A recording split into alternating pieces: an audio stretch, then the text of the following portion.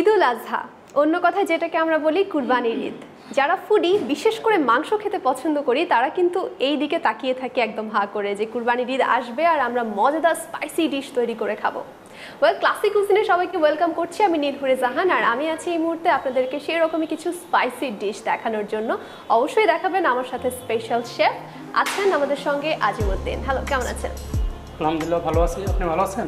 খুবই ভালো আছি। প্রথমে ঈদের শুভেচ্ছা আপনাকে।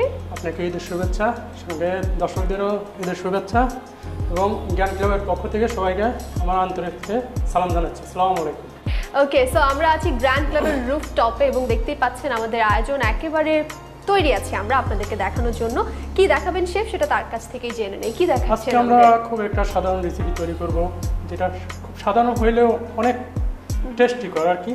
সেটা হচ্ছে হায়দ্রাবাদি বিরিয়ানি। হায়দ্রাবাদি বিরিয়ানি, ওকে। এই নামটা শুনলেই কিন্তু একেবারে জিভে জল আসে, বিশেষ করে যারা বিরিয়ানি খেতে পছন্দ করে। আপনি শেফ, আপনার কাছে মনে হয় খুবই সাধারণ সহজ, কিন্তু আমার কাছে কিন্তু অনেক কঠিন একটা ব্যাপার এটা।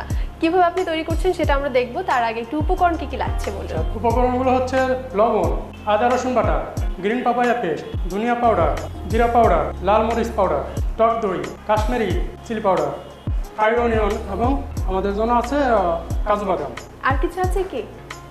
তার জন্য আরও রয়েছে আমাদের ওই মিন্ট লিপ, আচ্ছা, green chilli and coriander leaf. Okay. আর তার সঙ্গে রয়েছে আমাদের হোলি স্পাইসির মধ্যে জয়ফল, জয়ত্রী, এলাচ, কালো এলাচ, দারচিনি এবং লং। দর্শক, উপকরণ কি কি লাগছে আমি আরেকবার বলে দিচ্ছি। Mutton, yoghurt, ginger garlic paste, black pepper powder, coriander powder, cumin powder, fried onion, salt, coriander leaves and mint leaves, papaya paste, red chili powder, garam masala, green chili, lemon juice, oil, ghee. দেখে নিলেন কি কি উপকরণ লাগছে। আমরা এবারে চলে যাচ্ছি মূল প্রক্রিয়ায়। প্রথমে কি করতে হচ্ছে? প্রথমে আমরা মাটনটা ম্যারিনেশন করব। ম্যারিনেশন করে কি কি যাচ্ছে তা আমি দিয়ে দেখাচ্ছি। আমরা কতটুকু নিয়েছি মাটন এখানে? আমি এখানে 500 গ্রাম চাউল রান্না করব, আর সেজন্য আমি মাটন নিয়েছি 700 গ্রাম। আচ্ছা, ফার্স্টে ভালো করে ম্যারিনেশন করব, তারপরে আমরা চুলায় যাব। আমরা 700 গ্রাম মাটন নিয়েছি, সেটাকে টুকরো টুকরো করে কেটে নেওয়া হয়েছে, ধুয়ে নেওয়া হয়েছে। এখন থেকে ম্যারিনেশন করার পালা। সল্টটা ইউজ করছি। প্রথমে লবণ পরিমাণ মতো দিয়ে নিলাম। তারপরে আদা রসুন পেস্ট দিচ্ছি 2 টিস্পুন পরিমাণ। 1 টেবিল স্পুন পরিমাণ দিচ্ছি পাপায়া বাটা। পাপায়া পেস্টটা কি আসলে একটু সেদ্ধ হওয়ার সুবিধার জন্য এটা দিলে মাংসটা নরম হবে এবং সফট করবে, সফট হবে। তারপরে দিচ্ছি জিরা পাউডার 2 চামচ। তারপরে দিলাম টক দই 3 টেবিল স্পুন। আচ্ছা, red chilli powder 1 tablespoon. Mix মশলা 2 টেবিল স্পুন। মিক্সড মশলা দিলেন। আচ্ছা, তারপরে দিচ্ছি black pepper powder 1 tablespoon. 1 tablespoon black pepper. Okay. Coriander powder.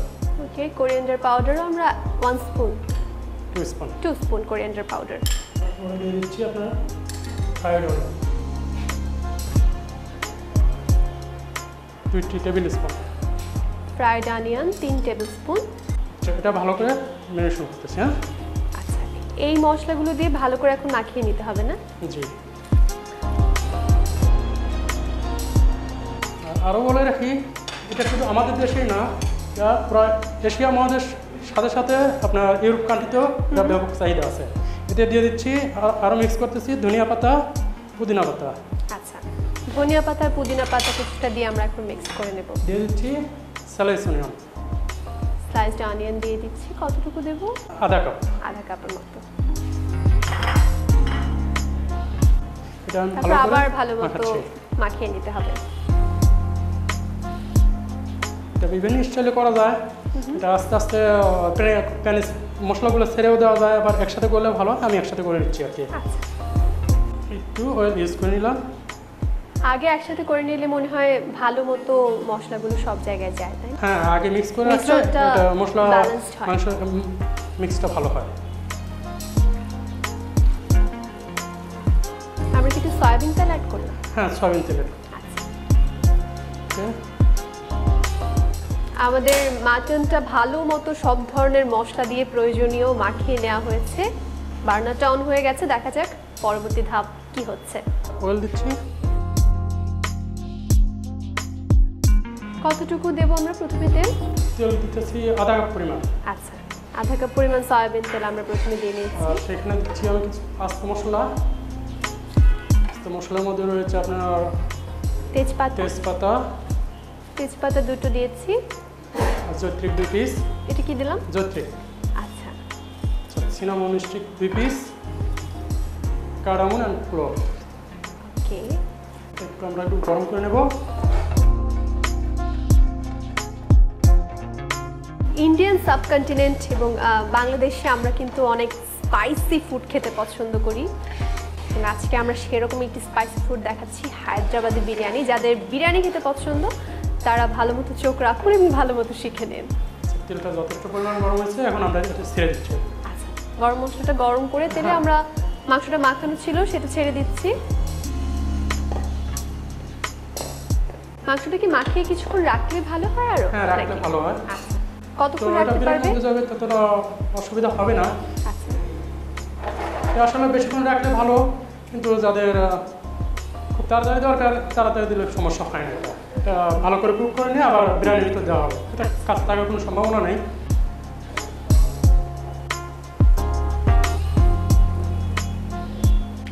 মাংস কষানোর কিন্তু একটা স্মেল অলরেডি আসছে, কারণ প্রচুর মশলা এখানে ব্যবহার করা হয়েছে।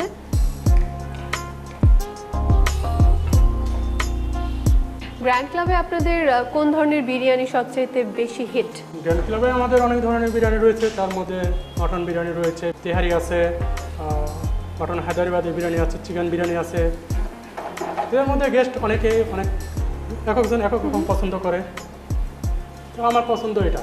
আমি ওইটাই জিজ্ঞেস করতে চাচ্ছিলাম যে আপনার কোনটা বেশি, এটা কি আপনার মানে বানাতে বেশি পছন্দ নাকি খেতে পছন্দ? শুধু বানানো না, এটা খেতেও আমার কাছে ভালো লাগে। আচ্ছা, তার মানে আপনার প্রিয় একটা ডিশ। জি। কতক্ষণ লাগবে এটা হতে? এটা আমি 10 মিনিটের মতো কষাবো, তারপরে এটাকে আমি রেস্টে দেবো। আর পানিটা পরে এড করবো, এটা থেকে এমনি পানি বের হবে। হ্যাঁ, দেখা যাচ্ছে কিন্তু অলরেডি কিন্তু পানি বের হচ্ছে এটা থেকে। বাসায় যারা আসলে বিরিয়ানি করতে চায়, বিশেষ করে হায়দ্রাবাদি বিরিয়ানি করতে চায়, তাদের জন্য আপনার কোনো স্পেশাল টিপস যদি থাকে সেটা দিতে পারেন। যে কোনো জায়গায় যে কোনো মুহূর্তে পাক করা যায় এবং খুবই সহজ পদ্ধতিতে। খুবই ভালো একটা অ্যারোমা আসছে। আচ্ছা, এটা আমাদের প্রায় হয়ে আসছে, কষানো প্রায় শেষের দিক। আমি কিছুক্ষণ ঢেকে রাখবো, রাখার পরে আমরা 10 মিনিটের মতো মাংসটাকে ভালো মতো কষিয়ে নিয়েছি, তারপর এটা দমে দিয়ে আমরা 20 মিনিট মতো রাখবো, রাইট? ওকে।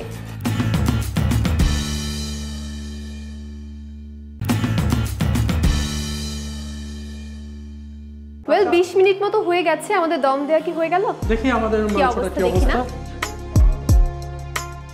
মাংস দেখা যাচ্ছে হয়ে গেছে। Looks really good. চমৎকার একটা ফ্লেভারও আসছে, ভালো স্পাইসি ফ্লেভার আসছে। এটা আর একটু হইতে হইতে আমরা চলে যাবো রাইসে। আচ্ছা, এটাকে একটু হালকা হিট করে দিয়ে আমরা রাইসটা তৈরি করে ফেলি। ওকে। বিরিয়ানিটা তৈরি করতে হলে রাইসটা অবশ্যই আগে অনেকক্ষণ ভিজিয়ে রাখতে হবে, এবং আমি সেটাকে ভিজিয়ে রাখছি এবং স্টিমার করেছি। হ্যাঁ, কতটুকু যেন নিয়েছিলাম আমরা? 500 গ্রাম চাল। 500 গ্রাম বাসমতি চাল আমরা নিয়েছি, সেটাকে আগেই আমরা ভিজিয়ে রেখেছি। রাইস তৈরি করার জন্য ফার্স্ট আমি নিচ্ছি অয়েল আধা কাপ, আধা কাপ সয়াবিন তেল, স্যালাড অনিয়নটা দিয়ে দিলাম। এর সাথে দিচ্ছি আমি আস্ত মশলাগুলো, জৈত্রিক, তেজপাতা, কার্ডামন, ব্ল্যাক কার্ডামন দিতেছি এবং কার্ডামন দিতেছি। সুন্দর একটা স্মেল আসছে, পেঁয়াজ, গরম মশলা সবকিছু ভাজা হচ্ছে। আমার কাছে এই স্পাইসি ফ্লেভারটা খুবই ভালো লাগে। হালকা হিটে আমরা এটা সতে করে নিচ্ছি। এটা যখন ব্রাউন কালার আসবে তখন এটা রাইসের সঙ্গে আমি আবার একটু কষাই নেব। আচ্ছা,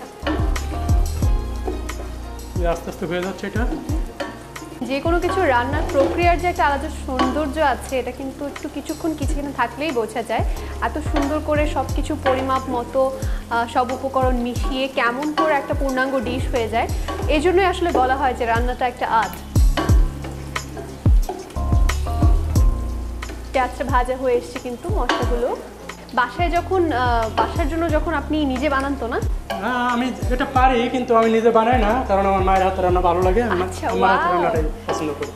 বাহ, মানে তিনি হচ্ছেন আমাদের শেফ, স্পেশাল শেফ, এবং উনি অনেক মানুষকে খাওয়ান তার হাতের রান্না বিরিয়ানি, কিন্তু নিজে বাসায় ঠিকই মায়েরটা খান। মায়ের হাতের রান্নার কোনো তুলনা নেই না? মায়ের হাতের রান্নার কোনো তুলনা নেই। আচ্ছা, এটার ভিতরে আমি চালটা অ্যাড করব। আমাদের চালটা ভেজানো ছিল আধা ঘন্টার মতো, 30 মিনিটের মতো আমরা ভিজিয়ে নিয়েছিলাম বাসমতি চালটা 500 গ্রাম। সেটা এখন আমরা মিশিয়ে দিলাম। রাইসটা একটু কষাই নেব। আচ্ছা, এই কষাই নিলে রাইসটা খুব সুন্দর হয় এবং সফট থাকে, রাইসটা ভাঙে না।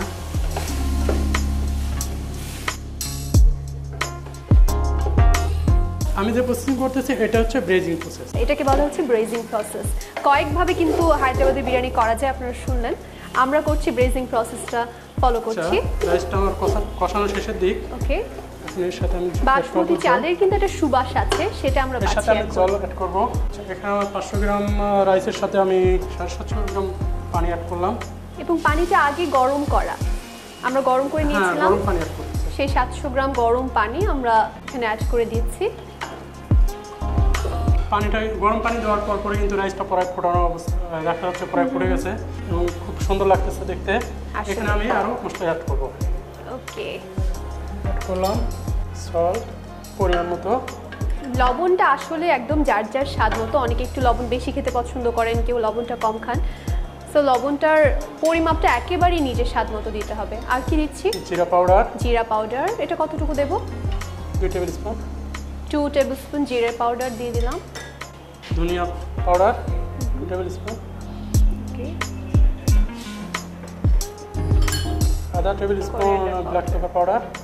Black pepper powder 1/2 table spoon. বিরিয়ানির জন্য যে স্পাইসিটা বানিয়েছি সেই স্পাইস মিক্সড মশলা। মিক্সড মশলা, এটা কি কি দিয়েছেন যেন মিক্সড মশলা? এখানে আছে জয়ত্রী, জয়ফল, কাড়ামন, দারচিনি, বিভিন্ন রকম মশলা দিয়ে এটা আমি তৈরি করছি, আমি নিজেই তৈরি করি। বিরিয়ানি যখন আসলে ঘরে প্রস্তুত করা হয়, মানে কিচেনে তৈরি হচ্ছে আর সারা ঘরেই মমো করে গন্ধ। এর সঙ্গে আমি সুবাসটাই মনে হয় পরিবারের সবার ক্ষুধা বাড়িয়ে দেয়। করতেছি mint leaf and coriander leaf. Coriander and mint leaf আমাদের ছিল, সেটা আমরা অ্যাড করে দিলাম।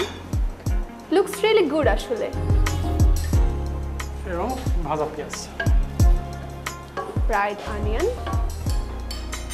শেষ না আমাদের দেওয়া? লেমন জুস দেওয়া লাগে।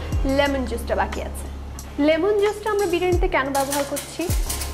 লেবু জুসটা ইউজ করব এই কারণে যে লেবু জুসটা দিলে রাইসটা সফট থাকে, রাইসটা ভাঙে না এবং খাবারও টেস্ট বাড়ে। আচ্ছা, দিয়ে দিলাম 1 টেবিল স্পুন। সো আমরা 1 টেবিল স্পুন লেমন জুস দিলাম, সেটা হচ্ছে রাইসটাকে ভাঙে না, তাই না? জি জি, একটা ফ্লেভারও মনে হয় অ্যাড করে, সফট করে। অনেক ছোট ছোট কিছু আসলে জানার আছে না? রাইসটা পাকতেছে অলরেডি। আমরা কিছুক্ষণ লাগবে, তারপর একদম বসে। কতক্ষণ লাগবে এখন হয়ে যেতে?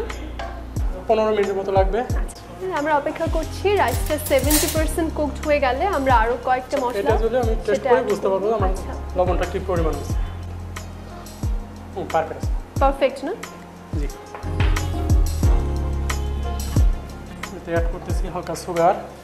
সুগার দিলে রাইস টেস্ট ভালো হবে, স্বাদের একটা ব্যালেন্স হবে। আমরা অল্প একটু সুগার মিক্স করে নিয়েছি। কারণ প্রায় দমে 10 সময় হয়ে গেছে, এতে আমি ঘি অ্যাড করলাম। আচ্ছা, ঘিটা আপনি অনেক পরে দিলেন না কেন? এই ঘিটা স্মেলটা ধরে রাখার জন্য এটা পরে দিলাম। এটা আগে দিলে হয়তো তেলের সঙ্গে এটা পুরো বাষ্প হয়ে উড়ে যেত, ফ্লেভার থাকতো না, এই জন্য আমি এটা লেটে দিলাম। আমাদের বিরিয়ানিটাও প্রায় 70% কুক হয়ে গেছে। এর মধ্যে আমি যে প্রসেসিংয়ে বিরিয়ানিটা দম দেবো তার মধ্যে আমি মাংসটা আগেই পাকায় রাখছিলাম। এটা আমি আমাদের মাংসটা কিন্তু আগেই হচ্ছিল, এতক্ষণ আরো দমে দেওয়া ছিল, একদমই অল্প আছে। মাংসটা আমি এটার ভিতরে ঢেলে দিলাম। মাংসটা ঢেলে দিয়ে এটা ভালো করে ঢেকে দেবো। আমি জানি না দর্শক দেখতে পাচ্ছেন কিনা, একটু যদি দেখিয়ে দেওয়া পসিবল হয়। আচ্ছা, রাইসটা আমি মাংসটা এইভাবে ঢেকে দিয়েছি দমে দেওয়ার জন্য। এতে আমি আবার ইউজ করতেছি কাঁচামরিচ। এটাতে আমার এই উপকরণটা বানানো আছে ধনিয়া পাতা, পুদিনা পাতা এবং কাঁচামরিচ দিয়ে। এটা আমি উপরে দিয়ে দিলাম। আমরা গোটা কয়েকটা কাঁচামরিচ দিয়ে দিয়েছি, তারপর একটা মিশ্রণ দিয়েছি, সেখানে ছিল পুদিনা, ধনিয়া পাতা আর কাঁচামরিচ না পেস্ট করা ছিল, সেটা দিয়ে দিয়েছি। বাহ,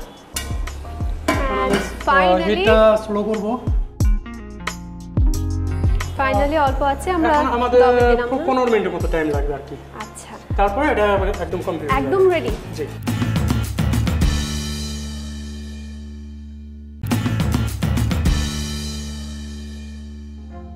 তাহলে আমরা সালাডটা রেডি করে ফেলি। জি, এই সালাদের জন্য আমাদের যে উপকরণগুলো রয়েছে তা এখানে দেখাচ্ছি। আমরা এখানে শসা নিয়েছি, ক্যাপসিকাম নিয়েছি, টমেটো নিয়েছি, লেটুস পাতা নিয়েছি এবং অনিয়ন, গ্রিন চিলি। যে কোনো খাবারের সাথে স্যালাডটা হচ্ছে আমার ফেভারিট পার্ট। আমি হালকাভাবে দাগ দিয়ে নিচ্ছি, এটা কাটার পরে দেখতে ভালো দেখা যাবে। শসাটাও আমি দাগ করে নিচ্ছি, হয়ে গেছে। এটা আমি স্লাইস করে কাটবো।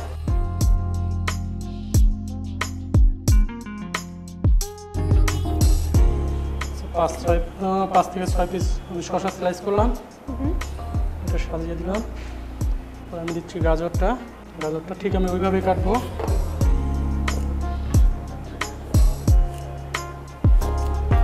5 থেকে 6 পিস পর্যায়ক্রমে এভাবে সাজাবো।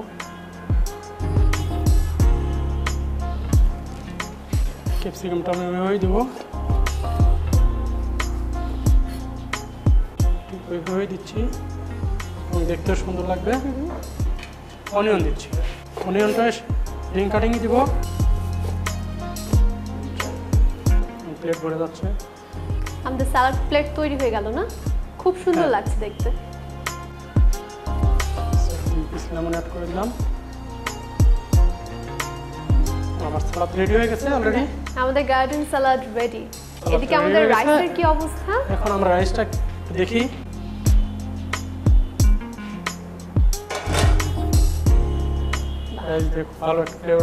খুবই চমৎকার ফ্লেভার। এটা যখন আপনারা বাসায় তৈরি করবেন তখনই পাবেন। হয়ে গেছে তাই না? আমি অনেক এক্সাইটেড, কারণ এত চমৎকার অ্যারোমা আসছে, দেখতে এত সুন্দর লাগছে, আর প্রসেসটা এত সুন্দর ছিল। হায়দ্রাবাদি বিরিয়ানি, হু ডাজন্ট লাভ ইট? দেখেন রাইসটা হয়ে গেছে। হ্যাঁ, রাইস হয়ে গেছে, এমনিতে বোঝা যাচ্ছে। এবং গ্রিনিশ কালারটাও মনে হয় দর্শকরা দেখতে পাচ্ছেন। আচ্ছা, তাহলে এবার আমাদের পরিবেশনা করা। মাংসগুলো সুন্দর পাকছে, দেখা যাচ্ছে। মাংসগুলো উঠাচ্ছি।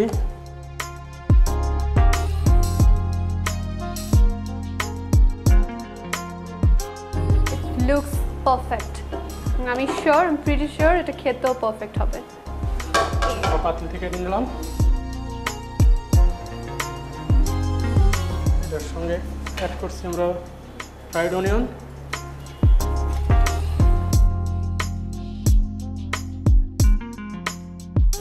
একটু পুদিনা পাতা ছড়িয়ে দিচ্ছি ওপরে সৌন্দর্যের জন্য, কিংবা খাইতে সময় এটা যখন দাঁতে তলে পড়বে তখন আরো ভালো লাগবে। ওকে, আমার biryani ready. Thank you so much.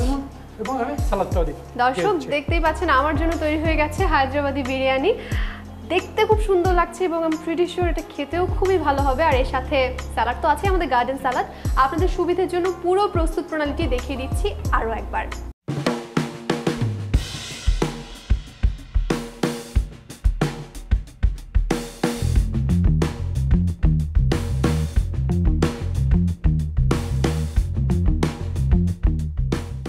দেখে নিলেন কেমন করে বানিয়ে নিতে পারবেন বাসায় হায়দ্রাবাদি বিরিয়ানি। গ্র্যান্ড ক্লাবের রুফটপে আমি আর আজকের শেফ আজিমুদ্দিন আমরা তৈরি করলাম হায়দ্রাবাদি বিরিয়ানি। এখন আমাদের টেস্ট করার পালা, কিন্তু তার আগে আপনাদের কাছ থেকে বিদায় নিতে চাই। ধন্যবাদ আপনাকে। আপনাকে ধন্যবাদ। আপনাদেরকে অনেক ধন্যবাদ যারা দেখেছেন। আশা করি অবশ্যই বাসায় হায়দ্রাবাদি বিরিয়ানি আপনারা তৈরি করবেন। কুরবানির ঈদের সময় সবাই সাবধানে থাকুন, খাওয়া দাওয়া করুন, কিন্তু একটু পরিমিতভাবে করুন, স্বাস্থ্যসম্মত থাকুন। বিদায় নিচ্ছি আজকের মতো।